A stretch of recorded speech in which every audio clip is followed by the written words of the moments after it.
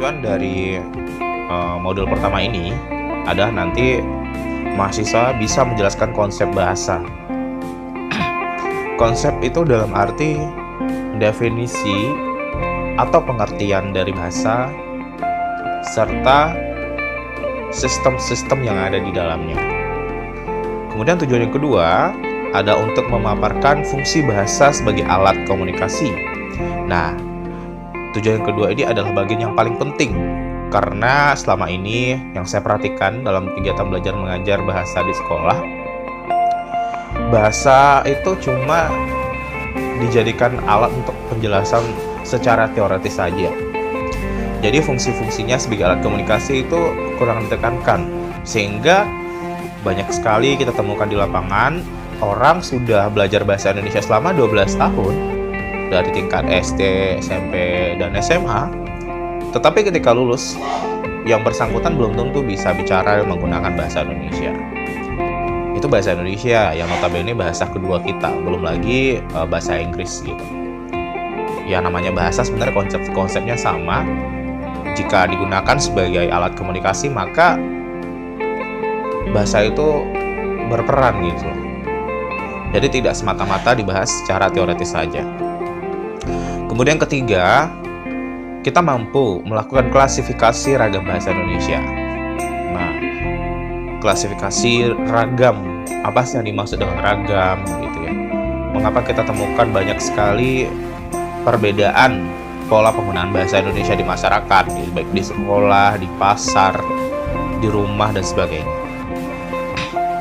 Kemudian yang terakhir adalah kita nanti akan bisa menguraikan konsep belajar bahasa. Jadi kita mulai dari yang awal dulu. Apa yang dimaksud dengan konsep belajar, lalu konsep belajar bahasa itu seperti apa.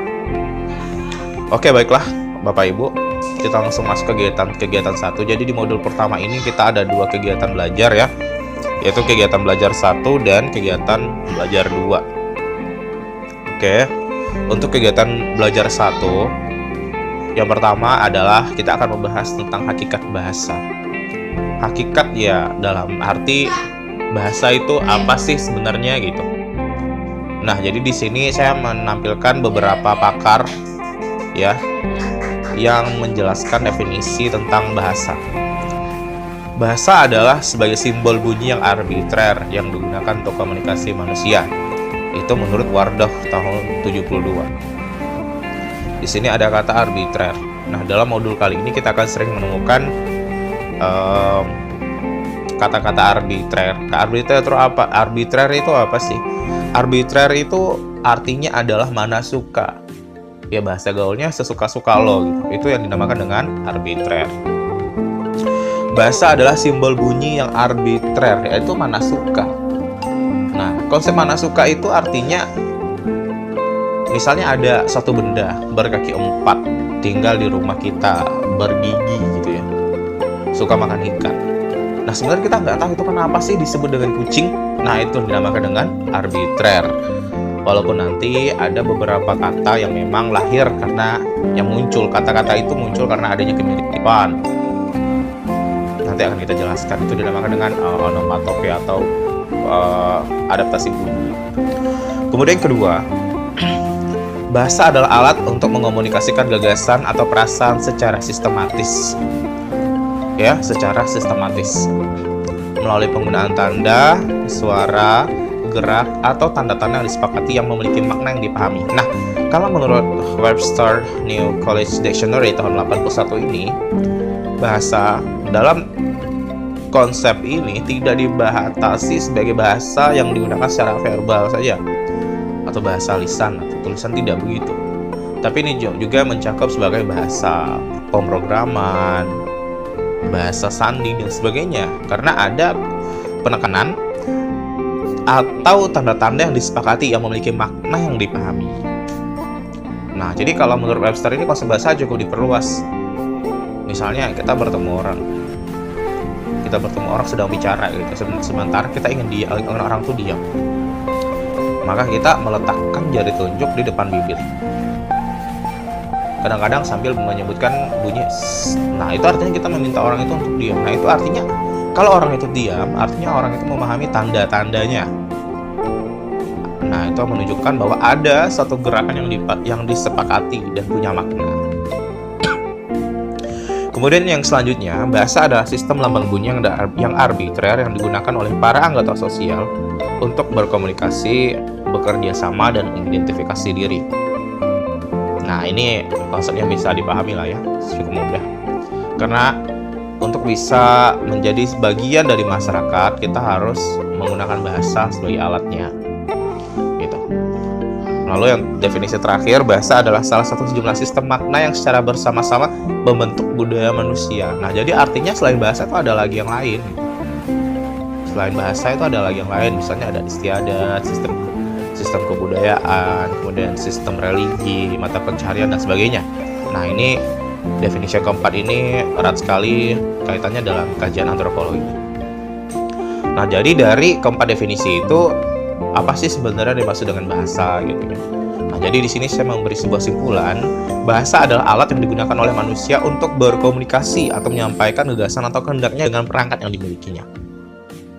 Nah, ini menurut saya.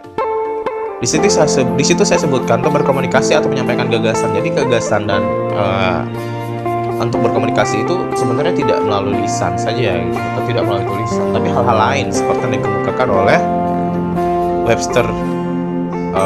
kamus Webster di atas gitu, dengan perangkat yang dimilikinya. Nah, jadi kalau kita bicara bahasa, kita punya perangkat, kita punya indera, kita punya alat-alat tubuh gitu, yang bisa kita gunakan untuk berbahasa. Tapi dalam konteks ini, dalam konteks modul dan mata kuliah ini, adalah bahasa dalam konteks lisan dan tulisan saja. Jadi agar kita tidak memperluasnya kemana-mana. Karena kan kita juga ada mengenal bahasa Braille gitu ya, sistem tanda-tanda dan sebagainya. Jadi itu tidak akan kita bahas. Jadi konteksnya adalah bahasa yang digunakan oleh manusia untuk berkomunikasi, baik secara tulisan ataupun lisan. Nah, jadi seperti itu. Oke, baik, kita lanjut. Nah, yang pertama, bahasa adalah sebuah sistem. Apa sih maksudnya bahasa adalah sebuah sistem?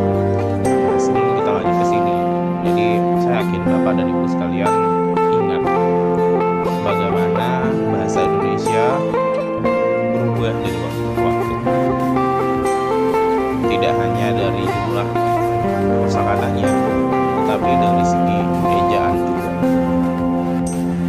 Sekarang kita menggunakan ejaan bahasa Indonesia. Dulu ejaan yang disempurnakan. Sebelumnya kita menggunakan ejaan Republik atau Swandi. Sebelumnya lagi kita menggunakan ejaan Depan Operasi. Nah, mengapa dari waktu ke waktu terjadi perubahan ejaan? Perubahan itu sebenarnya mengacu pada asas kebutuhan kita. Kita memerlukan sebuah sistem bahasa yang baku. Kita memerlukan sebuah sistem bahasa yang mudah digunakan dan sifatnya ajak gitu ataupun kekal. Maka itu kita membutuhkan sebuah sistem. Sistem itu ya sederhananya ada ejaan atau aturan. Apakah aturan itu harus ada? Ya memang harus ada. Apalagi sifat bahasa Indonesia sebagai bahasa negara atau bahasa nasional dan sekaligus bahasa persatuan. Kalau tidak punya sistem, dia tidak akan bisa memahami bahasa yang orang lain gunakan. Jangankan bahasa di Indonesia, bahasa daerah punya sistem sendiri. Oke, jadi bahasa adalah sebuah sistem, artinya bahasa memiliki aturan atau kaidah gitu. Contoh sederhananya deh, kalimat itu diawali dengan huruf kapital dan diakhiri dengan tanda titik, tanda seru atau tanda tanya. Nah, itu adalah contoh kecil dari sistem atau kaidah. Nah, kalau misalnya satu pernyataan itu tidak diawali oleh huruf kapital, maka itu tidak bisa disebut dengan kalimat. Nah, contoh sederhananya seperti itu. Nah, sebagai sebuah sistem gitu, jadi bahasa itu bersifat sistematis dan sistemis. Apa sih sistematis dan sistemis itu gitu ya? Oke. Sistematis itu artinya Bahasa dapat diuraikan atas satuan-satuan yang terbatas yang berkombinasi dengan kaidah-kaidah yang dapat diramalkan. Seandainya bahasa itu tidak sistematis, maka bahasa itu akan kacau, tidak bermakna, dan tidak dapat dipelajari. Nah, sistematis itu maksudnya seperti ini.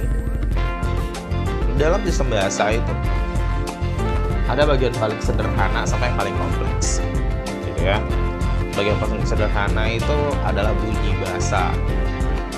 Kemudian makin kompleks lagi jadi sebuah bentuk atau morfem, gitu ya. Kemudian dari morfem lagi itu naik lagi jadi kata. Kata yang makin kompleks itu disebut frasa. Frasa yang kompleks itu disebut klausa. Lalu naik lagi disebut kalimat hingga menjadi sebuah wacana. Nah, itu adalah yang dimaksudkan satuan-satuan bahasa itu. Jadi ada urutan, tidak bisa dari sebuah fonem langsung loncat jadi sebuah wacana. Itu tidak. Oke. Kemudian yang kedua, sistematis artinya bahasa terdiri dari sejumlah subsistem yang satu sama lain saling terkait dan membentuk satu kesatuan utuh yang bermakna. Bahasa terdiri atas 3 subsistem, yaitu subsistem fonologi dan subsistem gramatika dan satu lagi subsistem leksikon. Nah, subsistem ini dibahas di Prodi Pendidikan Bahasa Indonesia atau Sastra Indonesia, dan itu akan dibahas secara detail, tapi di sini akan saya jelaskan sedikit atau sekilas saja. Yang pertama, subsistem fonologi, yaitu kajian linguistik yang mempelajari bahasa. Maksudnya mempelajari bunyi, ya. Bagaimana bunyi itu berperan dalam pembentukan sebuah bahasa. Kemudian ada juga subsistem gramatika, dan ada morfologi. Nah, morfologi ini bicara tentang bentuk morfem gitu. Kemudian selanjutnya ada sintaksis. Sintaksis itu kalimat, kajian tentang kalimat. Dan ada wacana. Wacana itu adalah sebuah teks atau semesta pembicaraan, bisa dibilang seperti itu, serta subsistem leksikon. Nah, leksikon ini sebenarnya adalah kosakata. Ketika subsistem itu menghasilkan dunia bunyi dan dunia makna yang membentuk sistem bahasa. Jadi, ketika subsistem itu tidak bisa dipisahkan dari sistem bahasa itu sendiri. Ketiganya punya kaitan. Dari bunyi, dari bentuk, dari kalimat, wacana, dan sebagainya. Semuanya punya kaitan. Nah, yang kedua, bahasa merupakan sistem lambang yang arbitrer, manasuka, dan konvensional. Nah, jadi di sini ada penjelasan sedikit. Bahasa merupakan sistem simbol, baik berupa bunyi dan atau tulisan yang dipergunakan dan disepakati oleh suatu kelompok sosial. Nah, ada 2 kata kunci, arbitrer dan konvensional. Konvensional bersifat konvensi atau kesepakatan, begitu ya.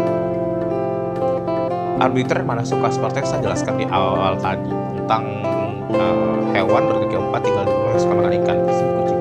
Kita nggak tahu itu namanya, maksudnya kita nggak tahu kenapa tiba-tiba orang menyebut kucing, ya. Nah, tapi di sini ada sifatnya konvensi atau kesepakatan. Ketika suatu kelompok masyarakat menganggap hewan itu adalah kucing, maka siapapun yang ada dalam masyarakat itu akan ikut menyebutkan benda itu kucing. Jadi ada kucing di dapur. Ketika kita mendengar ada kucing di dapur, artinya ada benda itu di dapur. Tidak mungkin di dapur itu ada ayam. Ini berlaku juga dalam bahasa lain. Misalnya Inggris. Orang Inggris menyebut benda itu dengan kata cat. Nah, kalau misalnya ada di dapur mereka benda itu, maka mereka menyebutnya dengan cat. Itu konvensi mereka menyebut benda itu berkaki 4, suka makan ikan sebagai cat, dan kita menyebutnya sebagai kucing. Jadi arbitrer dan konvensional itu 2 hal yang tidak bisa dipisahkan. Oke. Sebagai sebuah simbol, bahasa memiliki arti. Simbol merupakan sistem, maka untuk memahaminya harus dipelajari. Mengapa sih harus dipelajari? Yang pertama nih, penamaan suatu objek atau peristiwa yang sama antara suatu masyarakat bahasa dengan masyarakat bahasa lainnya tidak sama. Seperti yang saya contohkan tadi, cat dan kucing itu beda. Makanya kita sebenarnya ketika kita mempelajari bahasa lain, kita sedang mempelajari konsep penamaan sebenarnya. Hal yang sama, tapi dalam bahasa lain itu apa? Seperti itu. Kedua, bahasa terdiri dari aturan-aturan atau kaidah yang disepakati. Ya memang benar, yang namanya ejaan itu disepakati. Nah, misalnya kita punya pemerintah melalui Kementerian Pendidikan dan Kebudayaan, dan di dalamnya itu ada pusat bahasa dan perguruan, mereka yang membuat aturan-aturan itu, dan kita sebagai warga negara mengikuti itu. Kesepakatan lama itu gugur dengan adanya kesepakatan yang baru. Dalam bahasa teknis, kesepakatan itu ada ejaan yang diundang-undangkan, seperti itu kira-kira. Oke, nah yang ketiga, bahasa bersifat produktif. Bahasa bersifat produktif ini sebenarnya konsep sederhananya adalah dengan 26 fonem yang ada dalam abjad bahasa Indonesia. Kita bisa membentuk atau membuat jutaan karya. Jadi dengan komponen yang sama, dengan cuma 26 itu kita bisa membuat jutaan karya. Karya film, karya drama, buku, lagu, syair dan sebagainya hanya dengan 26 abjad itu. Oke, perlu saya jelaskan sedikit berkaitan dengan fonem. Apa sih fonem itu? Fonem adalah bunyi bahasa yang memiliki makna. Contoh sederhananya begini. Ada kata ayam. Ada fonem A, Y, A, dan M. Di ujungnya ada M. Bagaimana jika M itu kita ganti dengan T? Jadi ayat. Nah, jika kita ganti dengan T, apakah maknanya tetap sama atau jadi berbeda? Ya, maknanya akan berubah. Ayam dan ayat adalah dua kata yang berbeda. Nah, melalui dua kata itu, bisa kita katakan bahwa M dan T adalah dua fonem yang berbeda. Karena fonem itu bisa memberikan perbedaan makna. Jadi seperti itu ya. Nah, yang keempat, bahasa memiliki fungsi dan variasi. Nah, maksudnya apa? Suatu bahasa tidak pernah tampil seragam. Iya, betul. Suatu bahasa tidak pernah tampil seragam.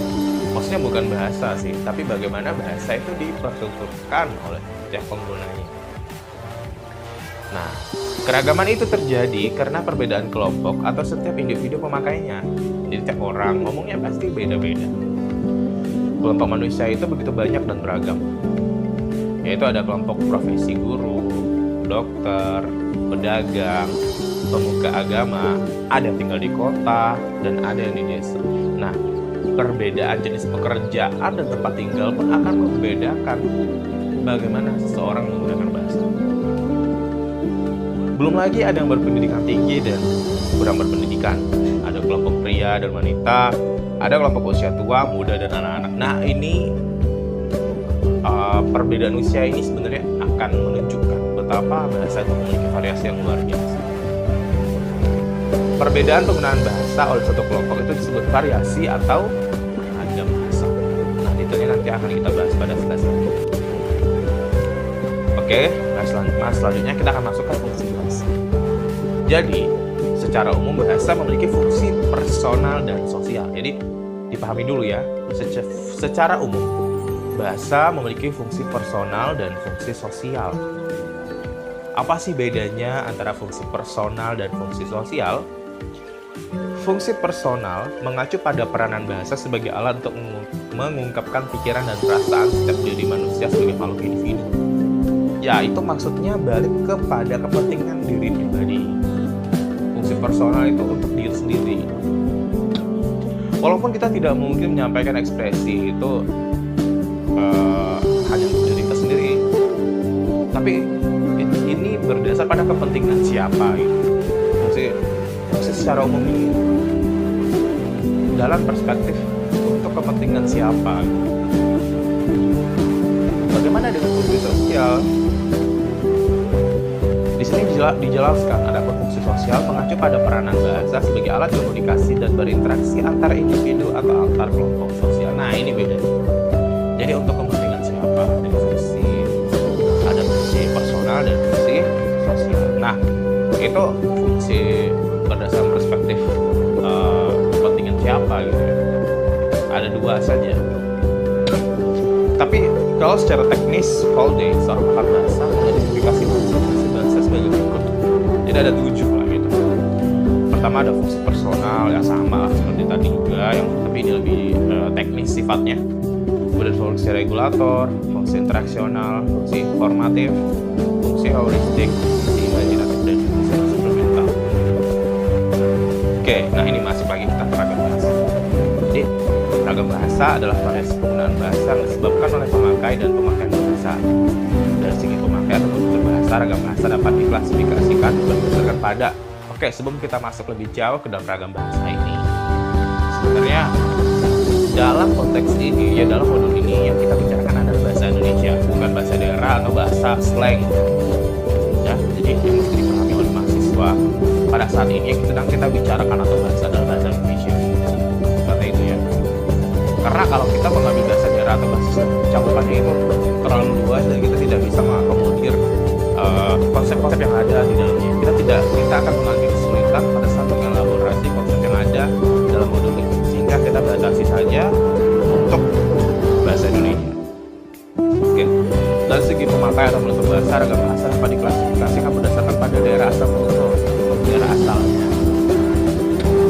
Tentu akan berbeda bagaimana penggunaan bahasa oleh orang berbeda dengan orang dan kata. Atau misalnya cukup beda. Kemudian kelompok sosial. Nah, kelompok sosial ini tidak bisa dilepaskan dari status ekonomi mereka. Jadi sebagai yang pentingnya adalah sikap berbahasa. Nah, sikap berbahasa ini kita bagi dua.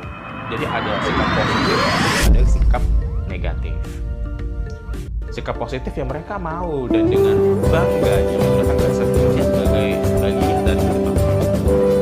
Sedangkan bahasa negatif itu tidak mau, bukan karena mereka benci, tetapi merasa belum dan belum perlu.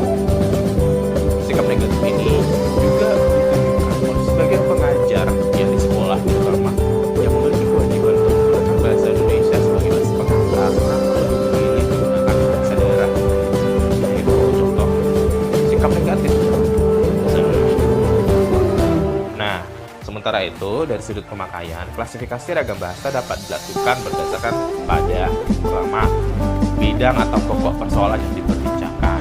Nah, kalau bicara ragam atau variasi bahasa, tentu akan beda bahasa yang digunakan oleh tenaga medis dengan tenaga pemrograman. Jelas beda. Misalnya saja, pada kata satu kata itu ada morfologi. Morfologi dalam bagi anak-anak sains itu bicara tentang bentuk makhluk hidup. Tapi dalam dalam perspektif linguistik ya, morfologi beda lagi. Nah, jadi kalau satu kata yang sama bisa punya makna beda gitu. Nah, itu variasi itu bisa muncul dari situ juga. Yang ketiga ada situasi atau kondisi pemakaian bahasa. Nah, ini maksudnya di mana sih bahasa itu digunakan? Sebagai contoh, seorang kepala daerah dan di rumah, ada di pasar, pada saat kepala daerah itu sedang memberikan pidato di depan Forkopimda. Tentu bahasa yang digunakan ada beda. Walaupun orangnya sama, tapi situasi dan kondisinya beda, maka bahasa yang digunakan juga berbeda. Nah, dari segi kelompok sosial, ragam bahasa dapat kita bedakan berdasarkan yang pertama kedudukan, status sosial ekonomi pemakai bahasa. Ini jelas sekali lah ya.